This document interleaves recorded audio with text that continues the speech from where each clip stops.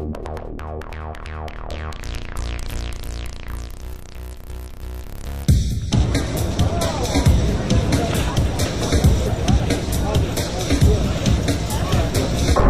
I'm here with Bob Carden, and now you have an amazing story to go with this plane, don't you? Oh yes, I sure do.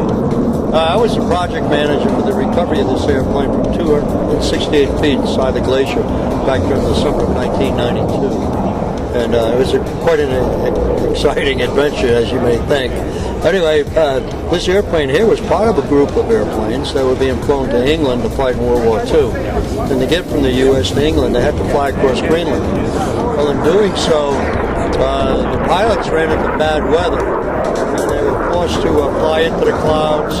Subsequently, they got lost, and eventually they ran out of fuel and crash landed on the glacier. Now, this took place on July 15th of 1942. There were 6 P-38s, and that's what this here is, a P-38 is a fighter, and 2 P-17 bombers, all right, that crash landed on the glacier. There was 25 men involved in the landing, and this was actually the largest forced landing in U.S. Air Force history through today.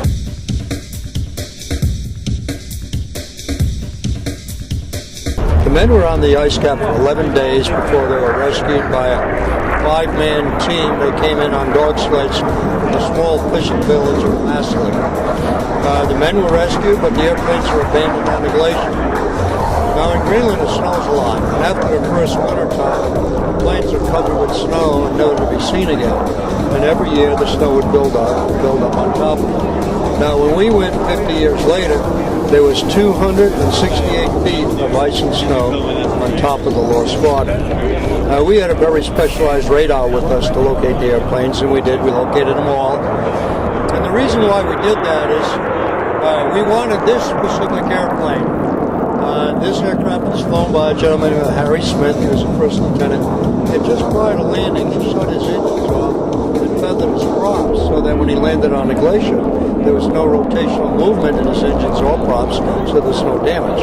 So that's why we picked that aircraft. Using radar, we found the planes, and then we melted a 4-foot diameter shaft straight down on top of this airplane. And once we got down there, we used hot water. We made a cave or a room around the entire airplane. That took about a month. Then we sent a team down to take the airplane apart, just the same way that the factory put it together. We didn't cut it, we took it apart. We brought the whole airplane to the surface, and that took like another month and a half. So now on August 1st of 1992, we had one complete airplane on the surface of Greenland. It was shipped back to Middlesboro, Kentucky for restoration, and that's where the owner of the airplane at the time, Roy Schaffner, restored the aircraft back to flyable condition.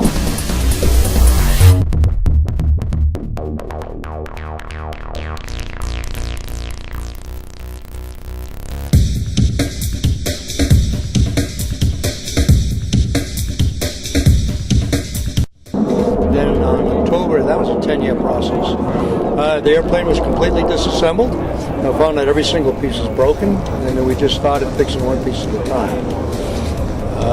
Like I said, 10 years to fix it, and then in October of 2002, Steve Nenton from Chino, California, came into Middlesboro, and in front of a crowd of over 20,000 people, flew the airplane for the first time. It was quite an exciting day. It was. Now, since then, through today, we've been flying now for 8 years, over 350 hours on the aircraft. It's presently owned by a gentleman in San Antonio, Texas. His name is Rod Lewis, and Rod is also the pilot of this airplane.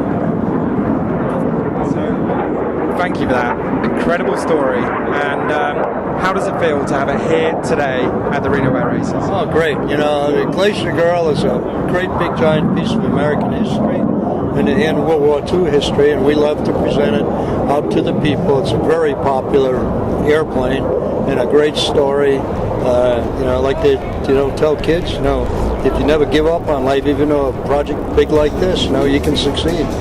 So what this is, a symbol of success, a symbol of the freedoms that we have today.